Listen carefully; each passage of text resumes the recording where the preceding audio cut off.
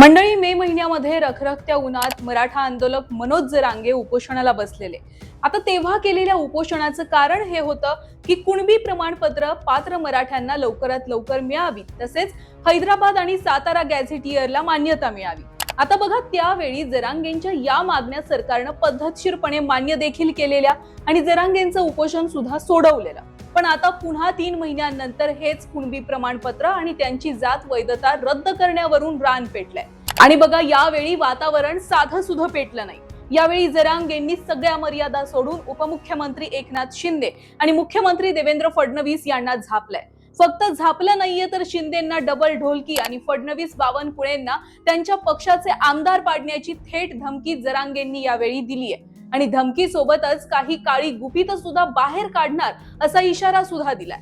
त्यामुळे मनोज जरांगे नेमकं कोणत्या कारणावरून शिंदे फडणवीसांवर तापले, जरांगेंनी शिंदेची काय गुपित बाहेर काढली आणि फडणवीस बावनकुळेंना काय धमकी दिलीये, हेच आजच्या व्हिडिओत सविस्तर पाहायचंय. नमस्कार. सर्वात आधी जरांगेंनी उपमुख्यमंत्री एकनाथ शिंदे यांच्यावर काय निशाणा साधलाय ते पाहू. जरांगेंनी म्हटलं की मराठा समाजानं महायुतीवर विश्वास ठेवून भरभरून मतदान केलं. तुमच्यावर माझा कधीच संशय नव्हता, पण आता मराठा आरक्षणाला विरोध करणारे ओबीसी नेते तुमच्या पक्षाच्या कार्यालयात बैठका घेत आहेत. तुमच्याच पक्षातील काही नेत्यांच्या संस्थांमध्ये मराठा समाजाविरोधात आंदोलनांची आखणी होतीये. आमच्याच लोकांचा वापर करून आमच्याच पाठीत खंजीर खुपसण्याचं काम सुरू आहे. इतक्यावर जरांगे थांबले नाही. त्यांनी शिंदेंना थेट इशारा देत म्हटलं की जेव्हा तुमचा पक्ष फुटला होता तेव्हा मराठा समाजानं तुमच्यावरील गद्दारीचा डाग पुसण्याचा प्रयत्न केला, पण जर अशीच फसवणूक सुरू राहिली तर मराठा समाजाला उद्धव ठाकरे बरे होते असं म्हणावं लागेल. यानंतर जरांगेंचा मोर्चा देवेंद्र फडणवीस आणि चंद्रशेखर बावनकुळेंकडे वळला. त्यांनी दावा केला की महसूल मंत्री चंद्रशेखर बावनकुळे यांनी बीड जिल्हाधिकाऱ्यांवर कुणबी नोंदी रद्द करण्यासाठी दबाव आणला. या संदर्भातील पत्र सुद्धा आपल्याकडे असल्याचा दावा जरांगेंनी पत्रकार परिषदेत केला. फडणवीसांना उद्देशून जरांगे म्हणाले, तुम्ही एका बावनकुळेच्या नादी लागून मराठा समाजाचं नुकसान करताय. जर त्यांनाच इतकी ताकद दिली असेल तर लक्षात ठेवा, याच मुद्द्यावर मी राज्यामध्ये तुमचे 20 ते 25 आमदार पाडून दाखवेल. आता निर्णय तुमचा आहे. बावनकुळे महत्वाचे आहेत की मराठा समाज? यानंतर जरांगेंनी काही विशिष्ट प्रकरणांचा उल्लेख करत मराठा विद्यार्थ्यांवर अन्याय होत असल्याचा आरोप केला. दहीहंडे आणि बोडखे कुटुंबाचा दाखला देत त्यांनी सांगितलं की निजामकालीन उर्दू नोंदी, तुकडी बिले आणि इतर आवश्यक कागदपत्र उपलब्ध असून सुद्धा मराठा विद्यार्थ्यांच्या जात वैधता प्रमाणपत्रांना नकार दिला जातोय. त्यामुळे उच्च शिक्षण घेणाऱ्या विद्यार्थ्यांचं भवितव्य धोक्यात आलंय. पत्रकार परिषदेमध्ये भ्रष्टाचाराचा सुद्धा मुद्दा जरांगेंनी जोरदारपणे उपस्थित केला. एका अधिकाऱ्यानं जात प्रमाणपत्रासाठी तब्बल 15 लाख रुपयांची लाच मागितल्याचा गंभीर आरोप केला. विशेष म्हणजे ही मागणी फोनवर नव्हे तर प्रत्यक्ष भेटून करण्यात आल्याचा दावा सुद्धा त्यांनी केलाय.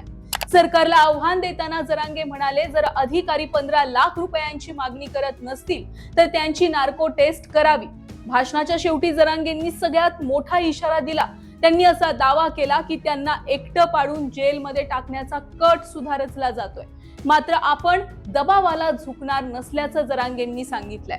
त्यांच्या शब्दात, माझ्या नादी लागू नका. जर माझ्या विरोधात कारवाई करण्याचा प्रयत्न केला तर तुमचे भ्रष्टाचार, गैरव्यवहार आणि सगळी गुपित जनतेसमोर आणीन. तुम्हालाच जेलमध्ये जावं लागेल, असं या सगळ्या पत्रकार परिषदेमध्ये जरांगेंनी सरकारवर थोडक्यात टीका केली आहे. जरांगेंच्या याच पत्रकार परिषदेनंतर मराठा आरक्षणाचा संघर्ष पुन्हा एकदा राजकीय केंद्रस्थानी आलाय. जरांगेंनी केलेले आरोप अत्यंत गंभीर स्वरूपाचे आहेत. मात्र या आरोपांवर संबंधित नेत्यांची अधिकृत भूमिका काय असणार आहे याकडे आता संपूर्ण राज्याचं लक्ष लागलंय. आगामी काळात या आरोपांवरून राज्यातील राजकारण आणखी तापण्याची शक्यता नाकारता येत नाहीये. बरं, जरांगेंच्या आरोपांवर फडणवीसांनी उत्तर देखील दिलेलं आहे. फडणवीस असं म्हणाले की जी जात वैधता पडताळणीची टीम असते तर ती टीम सर्वोच्च न्यायालयाच्या निर्णयानुसारच त्यांचा निकाल देत असते किंवा निर्णय घेत असते. त्यामुळे यामध्ये कुणीही मनाने निर्णय घेतलेला नाहीये असं फडणवीस म्हणालेत. थोडक्यात फडणवीसांनी त्यांची बाजू क्लिअर केली. शिंदेंनी मात्र अजून जरांगेंच्या कुठल्याच प्रश्नांचं उत्तर दिलेलं नाहीये किंवा टीकांना प्रत्युत्तर सुद्धा दिलेलं नाहीये. सगळ्यात महत्वाचा मुद्दा म्हणजे चंद्रशेखर बावनकुळे, ज्या बावनकुळेंवर जरांगेंनी टीका केली आणि ज्या बावनकुळेंमुळे हे सगळं प्रकरण सुरू झालं असं जरांगे म्हणतात, त्या बावनकुळेंनी सुद्धा असं म्हटलेलं आहे की तुम्हाला जर खरोखर माझी नार्को टेस्ट करायची असेल तर माझी नार्को टेस्ट सुद्धा तुम्ही करा, आम्ही कुठेही खोटे बोलत नाहीये, कुणाचीही जात वैधता ही आम्ही ठरवून मुद्दाम रद्द केलेली नाहीये, असं बावनकुळेंचं म्हणणं आहे. त्यामुळे आता या सगळ्या प्रकरणामध्ये पुढे काय होणार आहे आणि खरोखर जर समजा जरांगेंनी सरकारच्या विरोधात जायचं ठरवलं तर जरांगे खरोखर शिंदेच्या विरोधात जाणार का हे सुद्धा पाहावं लागणार आहे.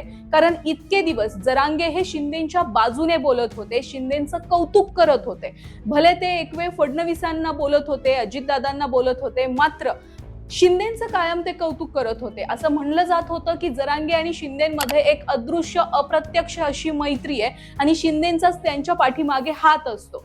पण यावेळी मात्र पहिल्यांदाच जरांगेंनी शिंदेवर टीका केल्यामुळे प्रकरण जास्त तापलंय.